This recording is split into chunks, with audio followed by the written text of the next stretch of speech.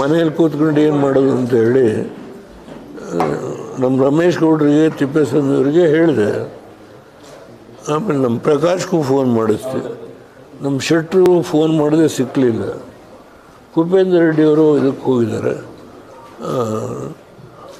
ಅದನ್ನು ದಯಮಾಡಿ ನಾವು ಅಲ್ಲಿ ಕೂತಿದ್ದು ನಿಮ್ಮನ್ನು ಇಲ್ಲಿ ಕಾಯಿಸಿದ್ದು ತಪ್ಪಾಗಿದೆ.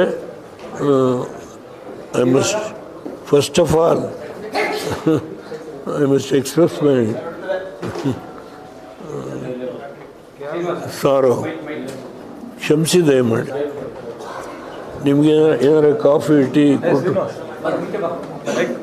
ರಮೇಶ್ ಏನಾರು ಕೊಡಿಸಿದ್ಯಪ್ಪ?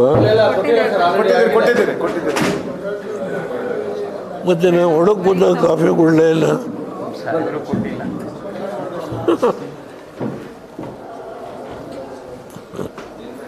ಮೈಕ್ ಕೊಡಪ್ಪ. ಇಲ್ಲ, ಇದು ಇಟ್ಟಿದೆಯಲ್ಲ.